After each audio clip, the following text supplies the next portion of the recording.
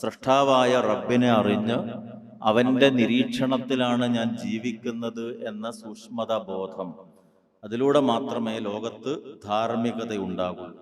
ഈ ഏകദൈവ വിശ്വാസത്തോടൊപ്പം മനുഷ്യനെ നന്നാക്കാൻ, മനുഷ്യനെ സംസ്കരിക്കാൻ രണ്ടാമതായി ഇസ്ലാം മുന്നോട്ട് വെക്കുന്ന ആശയം നമുക്കറിയാം, ജീവിതത്തിൻ്റെ ലക്ഷ്യമാണ്. മനുഷ്യൻ ഏതൊരു കാര്യം ചെയ്യുമ്പോഴും അതിനു പിന്നിൽ ഒരു ലക്ഷ്യമുണ്ട്. നിങ്ങൾ വീട്ടിൽ നിന്ന് ഇറങ്ങി ഈ പ്രോഗ്രാമിലേക്ക് വരുമ്പോൾ വഴിയിലൊരു സുഹൃത്ത് കണ്ട് നിങ്ങളോട് എവിടെ പോകുന്നു എന്ന് ചോദിച്ചപ്പോൾ നിങ്ങളൊരു മറുപടി നൽകിയിട്ടുണ്ട്.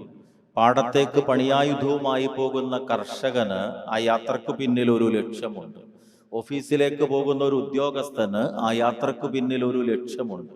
ഒരു ചെടി നടുമ്പോൾ, ഒരു വിത്ത് വിതയ്ക്കുമ്പോൾ, ഒരു കെട്ടിടത്തിൻ്റെ ആധാരശിലയിടുമ്പോഴെല്ലാം മനുഷ്യന് ഒരു ലക്ഷ്യമുണ്ട്. ആ ലക്ഷ്യം പ്രവർത്തനത്തിനപ്പുറത്താണ്. വിത്ത് വിതയ്ക്കുന്ന കർഷകന്റെ ലക്ഷ്യം വിത്ത് വിതയ്ക്കുക എന്നതല്ല, മാസങ്ങൾക്ക് ശേഷം കൊയ്തെടുക്കാനുള്ള വിളവിനെ കുറിച്ച പ്രതീക്ഷയാണ് വിത്ത് വിതയ്ക്കാൻ അയാളെ പ്രേരിപ്പിക്കുന്നത്. കലാലയത്തിലേക്ക് പോകുന്ന വിദ്യാർത്ഥിയുടെ ലക്ഷ്യം ആ ദിവസത്തെ പഠനം മാത്രമല്ല, ഭാവിയിലെ ഉന്നതമായ ഒരു പ്രൊഫൈലിന് ഉടമയാവുക എന്നതാണ്. എപ്പോഴും മനുഷ്യന്റെ ലക്ഷ്യം പ്രവർത്തനത്തിനപ്പുറത്താണുള്ളത്. എങ്കിൽ ജീവിതത്തിന്റെ ലക്ഷ്യം എന്താണ്? അവിടെ ലിബറലിസം പറയുന്നത്, മെറ്റീരിയലിസം പറയുന്നത്, ഭൗതികവാദ പ്രസ്ഥാനങ്ങളൊക്കെ പറയുന്നത് ജീവിതത്തിന്റെ ലക്ഷ്യം ജീവിക്കുക എന്നതാണ്. അപ്പോൾ അത് ബുദ്ധിപരമല്ല.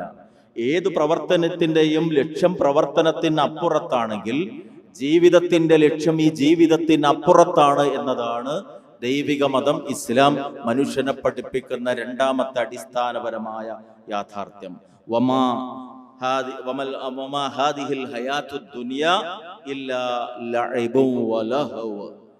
മറ്റൊരു വചനത്തിൽ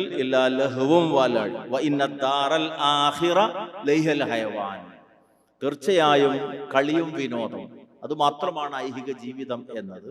പരലോകമാണ് യഥാർത്ഥ ജീവിതം. ലൗകാനു യഅലമൂൻ, അവർ അറിഞ്ഞിരുന്നെങ്കിൽ, അവർ മനസ്സിലാക്കിയിരുന്നെങ്കിൽ.